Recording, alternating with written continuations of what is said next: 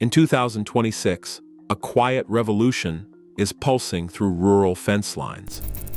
First-generation farmers are abandoning cattle for sheep, chasing a nearly 15% higher net margin and slashing startup costs from thousands to mere hundreds. But with risk, biology, and policy all shifting beneath their feet, is this migration recession-proof, or is it a gamble with hidden traps? The spreadsheet story you expect is about to collide with the day-to-day reality. You do not. Emma Clark's first spreadsheet as a new farmer starts with 2 columns, sheep and cattle. The numbers tell a stark story about capital.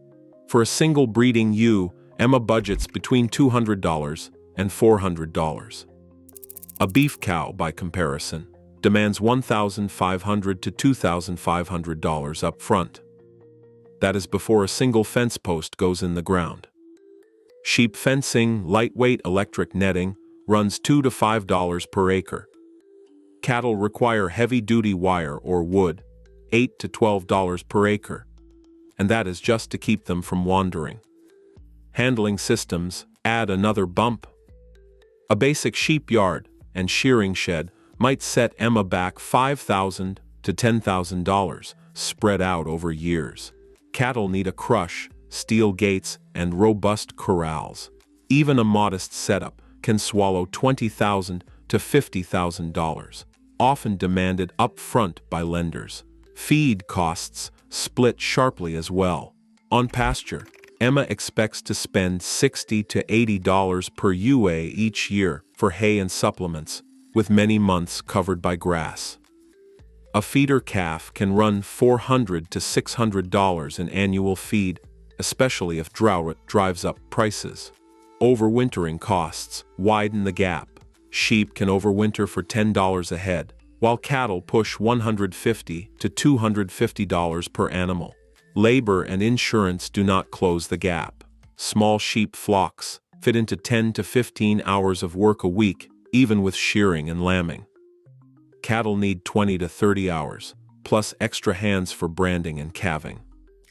Vet bills for sheep hover around $20 to $40 per head, and multi-species grazing can push that lower by breaking parasite cycles. Cattle run $50 to $100 per head, with insurance premiums reflecting higher accident risk. Subsidies and incentives tip the scales further. Emma calculates that the 2026 Sustainable Farming Incentive pays $100 to $200 per acre for sheep grazing and low-carbon management.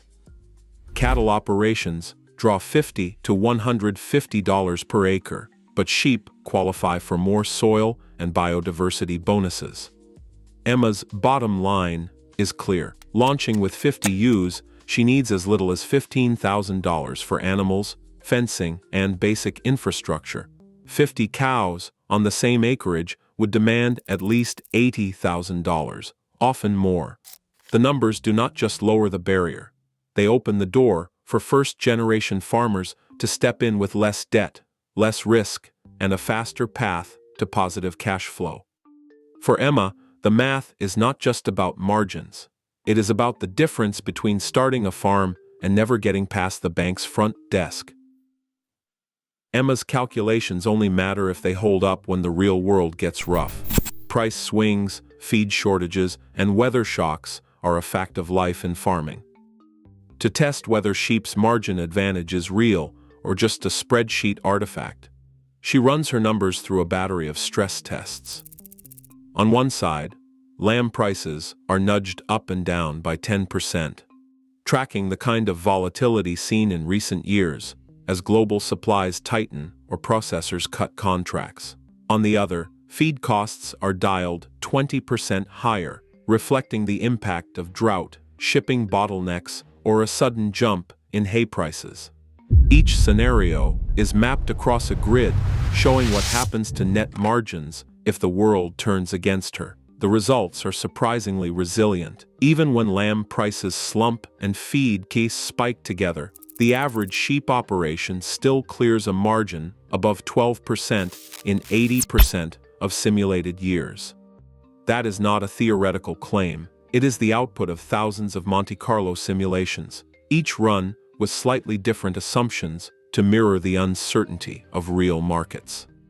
The same model flags price as the most sensitive variable, followed by feed, with labor and insurance changes having smaller effects.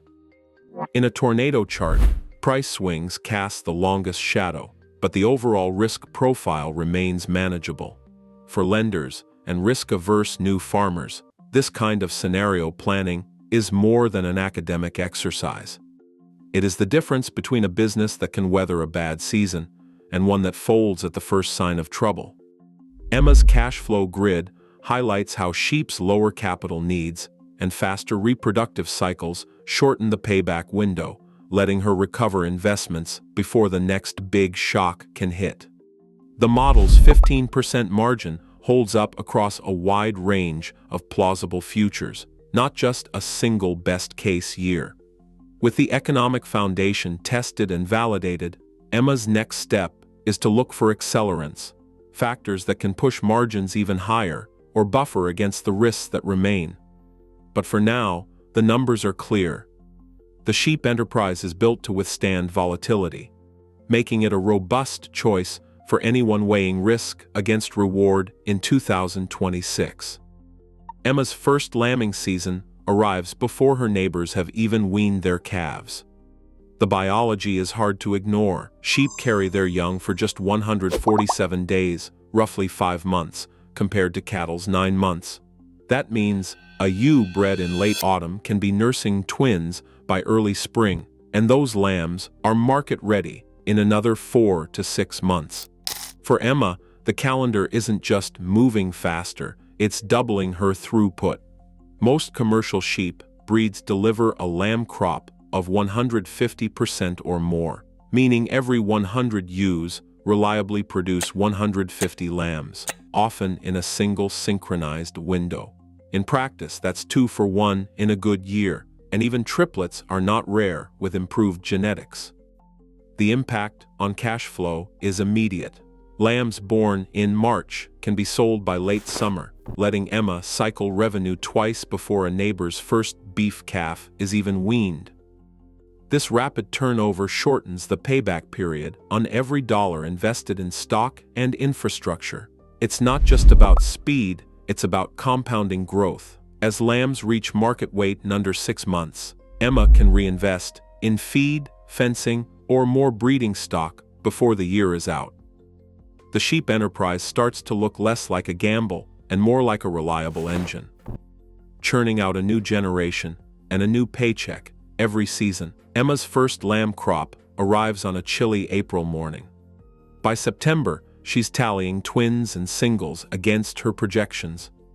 The spreadsheet matches the pasture: more lambs on the ground, fewer months to wait, and a business that builds momentum with every cycle. Tom Harris walks his mixed paddock at sunrise, clipboard in hand. His cattle graze in slow arcs, stripping the tallest grass. 20 yards behind, his flock of sheep moves in a tighter pack, nibbling down the weeds and thorny brush the cows won't touch. Over a single season, Tom tracks what happens when both species share the same ground. The sheep's bite pattern is surgical: leaf, stem, even the woody sprouts that would choke out grass if left alone. By midsummer, the pasture is cleaner, the regrowth thicker, and the cows have more fresh grass to cycle through. Tom's notebook fills with numbers. Carrying capacity rises. Where he once stocked 20 cows, he now supports those same cattle plus 35 ewes and their lambs without buying extra feed. The result is not just more animals, but more meat out the gate. Weigh-ins at fall market show a 24% increase in total meat produced per acre compared to years with cattle only. That is not a fluke. Research trials across the Midwest and Australia echo the same pattern, crediting the boost to how sheep act as biological lawnmowers. They clear out invasive browse and let high-value forage rebound, turning every acre into a more productive, balanced system. For Tom, the synergy isn't just theory. The first year he ran both flocks together, his gross output per acre jumped. The pasture's health improved, weed pressure dropped, and he didn't have to spray or mow. The numbers on his spreadsheet now include a new column for extra pounds of meat, same land, same rainfall. The mixed grazing model turns animal behavior into a hard production metric, setting up a new baseline for what a diversified farm can yield. Dr. Aisha Patel kneels at the edge of a grazed paddock, pressing a soil core sampler into the earth. Her field notes track a steady climb in soil organic matter, rising year over year as sheep manure and trampling break down plant residue. In trials across mixed grazing systems, her team records up to a 35% increase in soil organic content compared to cattle-only plots. The improvement is not just a number. Higher organic matter translates to richer soil, better water retention, and stronger pasture regrowth after every drought or heavy rain. Dr. Patel's protocol involves dozens of cores per acre, sampled at the start and end of each grazing season. Then they're tested in the lab for organic carbon. The trend holds. With sheep in the rotation, fields recover fertility faster and stay productive longer, cutting fertilizer needs and supporting new forage growth. A few miles away, Dr. Miguel Santos studies parasite loads in livestock herds using fecal egg count monitoring. His records show that when sheep and cattle graze together, the cycle of host-specific parasites breaks down. Over 2 years, farms adopting multi-species grazing report a 30% reduction in veterinary bills. The mechanism is simple. Sheep and cattle carry different parasites, so alternating species disrupts the life cycles that drive infestations. Fewer parasites mean healthier animals, less reliance on chemical dewormers, and lower costs for every producer. Dr. Santos's fieldwork ties animal health directly to the bottom line, showing how ecological management strategies deliver real financial savings. For farmers like Emma and Tom, these hidden dividends, stronger soil, fewer sick animals, quietly push sheep's margin advantage even higher. Drought hit Tom Harris's pastures hard in 2026. The creeks shrank, grass browned, and hay prices doubled overnight. His cattle lined the fence, waiting for feed, but the sheep kept moving, noses down, searching for every green stem and woody sprout left on the hills. By midsummer, Tom's feed logs told the story. Each ewe needed less than half the supplemental hay of a beef cow. Even as rainfall lagged, the sheep made do with what the cattle ignored. Thistles, wild rose, and dry-leafed forbs. This difference was not just about appetite. Sheep's smaller size and foraging habits let Tom stretch his limited feed supplies twice as far, a fact that kept his operation in the black while neighboring cattle ranchers hauled in truckloads of expensive hay. The stress test of Drought revealed another edge. Handling a 300-pound ewe is a different proposition from managing a 200-pound steer. National farm safety records show that large livestock are the leading source of serious injuries. On mixed farms, broken limbs, crushed hands, even fatalities. Tom's incident log, once marked by a trip to the emergency room after a spooked heifer pinned him against a gate, has stayed blank since he shifted more of his acreage to sheep. Smaller stock mean fewer high-risk moments during sorting, loading, or lambing. For first-generation farmers and aging ranchers alike, this shift lowers not just insurance premiums, but the daily anxiety that comes with big animal risk. With sheep thriving on marginal forage and safer to handle, Tom's farm is positioned to weather the next dry spell without betting the barn on a single species. The numbers on his feed chart and injury log are not just statistics, they are a quiet insurance policy against the unknowns of a changing climate. Resilience like that helps family farms keep going when conditions get tough.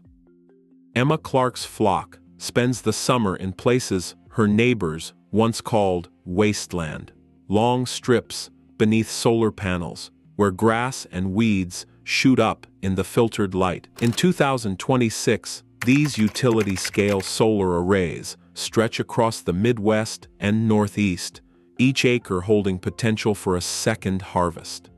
Instead of paying for mowing, solar companies now sign grazing contracts with local farmers. The agreement is simple. Emma brings her sheep, the panels stay clear, and she earns a steady lease payment for every acre managed. According to the latest American Solar Grazing Association census, over 113,000 sheep now graze under 129,000 acres of solar nationwide, with more than 230 sites tracked by the National Renewable Energy Laboratory. For Emma, the numbers are transformative. Lease rates range from $50 to $100 per acre each year, paid out just for keeping the vegetation in check. That is before counting lamb or wool sales. On her 40 leased acres, the grazing contract alone covers most of her annual feed bill. The rest of her income comes from the flock, lambs fattened on solar pasture and ready for market by late summer. The two revenue streams, lease and product, can nearly double her cash flow compared to pasture alone. Solar site managers praise the results. One manager who oversees a 300-acre array in Ohio says that their maintenance was dropped by 20% after switching from machines to sheep. The fields look better, and the sheep do the work, rain or shine. For Emma and a growing number of first-generation graziers, these contracts mean more than a side hustle. They offer a stable off-farm income that buffers against market swings and drought, making the sheep enterprise more resilient and more attractive than ever. Lamb prices in 2026 are projected to hold steady between $9 and $10 per kilogram, supported by tightening global supplies and steady demand. For sheep producers, this price band offers a rare sense of predictability in a market often shaped by droughts and export swings. Policy moves add another layer of stability. The Sustainable Farming Incentive rolled out nationwide pays premium subsidies to farmers who maintain low-carbon sheep flocks and manage grazing for soil health. Eligibility is straightforward. Producers with documented rotational grazing plans and soil building practices qualify for the highest tier, adding up to $200 per acre in some regions. These payments stack with market returns, creating a margin buffer that cattle operations rarely match. With both price and policy working in tandem, sheep enterprises enter 2026 with stronger profit expectations and a built-in hedge against the volatility that defines livestock markets. Switching from cattle to sheep isn't a frictionless process. Up front, fencing needs a second look. Sheep slip through gaps that would stop a steer cold, so most farmers plan for extra netting or electrified mesh, budgeting $2 to $5 per acre or more for rugged ground. Predators are the next line item. Livestock guardian dogs or reinforced night pens add another layer of cost, but skipping them risks double-digit lamb losses in some regions. For those new to sheep, the advice is clear. Start with a small trial flock, monitor losses, and scale up only after systems are dialed in. Processing can also throw a curveball. Local lamb markets are growing, but not every region has a reliable abattoir or hauler, so farmers often coordinate pickups or join producer groups to share transport. Each hurdle comes with a workaround, but none are optional. A phased approach, upgrading fencing, testing predator defenses, and mapping out processing logistics before expanding, keeps risk in check and margins intact. Today, every acre of pasture faces historic pressure from drought, economics, and changing consumer demand. As solar grazing expands and sheep incomes rise in resilient regions, the choices farmers make now will echo through our food system for decades. The real shift isn't just animal or crop, it's who survives and who shapes the future of farming. Share your thoughts and join the conversation.